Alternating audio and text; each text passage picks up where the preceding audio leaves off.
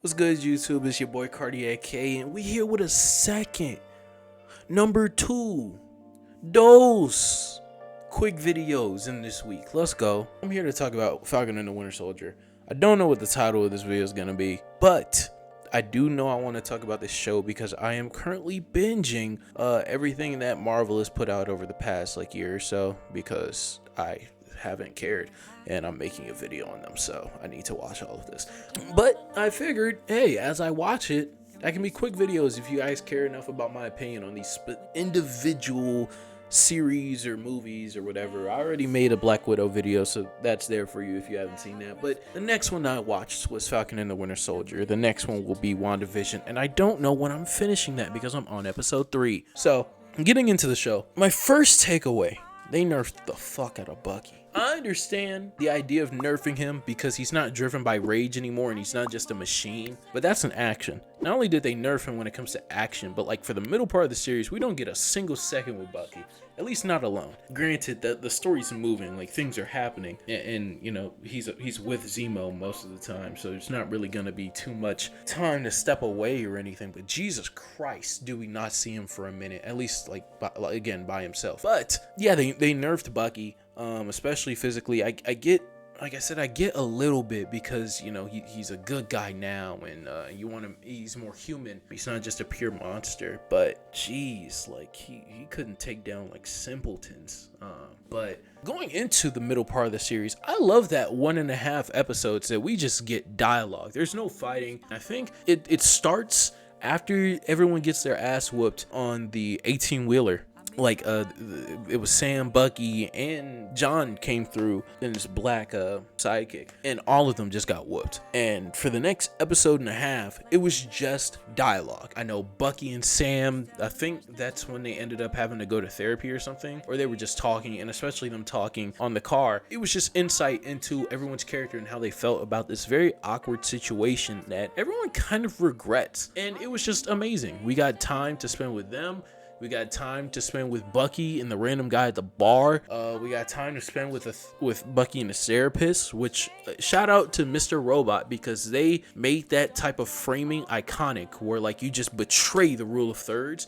And I love it. I absolutely love that weird framing. It's so effective, especially when during interrogation scenes or during therapeutic scenes like Bucky was in. But also we got to spend some time with the Flag Smashers and Carly. We got to learn a little bit more about her, which I kind of wish we didn't because she's garbage. I did not like her character for a while because she said, and I quote, I don't remember the quote, but it was really, really dumb. It was oh yeah, everyone's so wrapped around the fingers of the people that literally died for 5 years and came back instead of worrying about us. And I'm like, I mean, that kind of makes sense. For 5 years, the world was revolving around you, your grievances, your struggles, and you got to capitalize over the fact that there were 3.5 million less people on the face of the planet. So yeah, now the world is going to be centered around getting the people who were literally dead back in their homes, back to society, back with their job.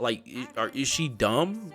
Are you dumb? But I didn't like her for a minute after that. And then, of course, the talking between the two parties, between Sam, Bucky, and John and his black guy. I think this show, despite Carly's stance on it, takes perfect advantage of not only being in the MCU with the different moving parts that we all know that this tremendous film series has for the past decade, but also a post-Thanos world. Like I said, they address the people who didn't get snapped and who were there the whole time. That's the main villain of the show, and a lot of the issues that Sam goes through has to do with facing the reality that yeah, he was gone, but a lot of other people weren't, and the world kept moving without him, and now that he's back, he has to face those consequences, the same consequences that Carly is acting like doesn't exist. Sam in his everyday life now has to go through. Of course, the financial ramifications of the world, it adds to the world building. Post Captain America world, as you don't have a symbol for America anymore, and you don't even have an actual defender of America, which in my opinion is Iron Man over Captain America. And it's kind of like I keep telling people in real life that act that like to criticize superhero films for acting like these characters are larger than life and just viewed as gods within the movies. I'm like, if Iron Man existed in the real world, he'd be God. Like, people would praise him. He would have so many fans. Like, you would do anything for him. So I really like that, you know, we really feel the void from this show, from Spider-Man Far From Home. In this post-Endgame world, we really feel the void left of these larger-than-life characters that graced our screens for a decade. It feels very real. Moving on, I believe that the arcs for the main protagonists, Sam and Bucky, are absolutely amazing. The guilt, the responsibility, and the expectations that Sam is faced with every single episode throughout the series puts him in a spotlight and really gives us time to figure out who he is and the tasks that he's forced and faced to do, and also things that he was dealing with throughout the entirety of the MCU that we haven't really seen since his introduction. Sam has been either the butt of a joke, or the corny guy, or the quippy guy, or the guy that literally even the viewer couldn't care less about ever since his introduction in Captain America Winter Soldier. And I think that is an absolute travesty for this character. But the fact that we got 6 hour-long episodes to sit down with him and truly find out who he was, who Sam was first and Falcon second, and later Captain America, I believe is amazing for his character. And then also his arc of, like I said, being faced with the responsibilities that he now has from coming back to life and such, and also learning how to trust and learning how to forgive not only himself but those around him from placing their expectations on him. I believe is an amazing arc for the guy. And also Bucky, who, granted, I believe he should have gotten way more screen time than he actually did. I believe the guilt that he feels from his past, and also the irony of his situations, being forced to share the screen with Zemo for a long time, and honestly being put back into a situation where he's now hunting down people, but now just fully aware of his actions and his situations, instead of before where he was hunting those down as the Winter Soldier and being forced to do what he had to do. We now get to see the conclusion of his own personal arc through the MCU in a positive point of view, and also his emotions fluctuating and his actions that he does, whether it be with the Notebook, whether it be confronting Zemo, whether it be drifting off at certain points and making some relatively controversial decisions. It all makes sense because of that first outburst that he has with Sam, and I think that dictates his character for the rest of the show, where he establishes the amount of trust and the amount of belief that he had in Steve. And now that Steve isn't here, the only consistent thing that was in his life, the person that was supposed to guide him back to the real world after he was released from the evils of Hydra and everybody involved in that. He has no direction, he has no home, he has no body. He's in the same place that Steve was before he was able to find the Avengers, and if he didn't have S.H.I.E.L.D., that's where Bucky is now. And when he says that Steve trusted you, Sam, and for you to throw away that shield, that means that he was wrong. And if he was wrong about you, someone who he met 70, 80 years after the war, after all this time of accumulating information and knowledge and wisdom, then he must have been wrong about me too. Because I messed up. Because he was also someone who spent decades doing something that Steve didn't want him to do. Something that Steve did not choose for him, like he did with Sam taking the shield. But beyond those two, of course, I think their arcs are great. It's a nice conclusion to Bucky's character. I don't think he'll get much screen time in the future of the MCU, as they're going in a very extraterrestrial direction, and there's no way Bucky can contend with the likes of Adam Warlock. Moving on to John. I love John. I love John's arc in this show. I love how he's like how he's introduced.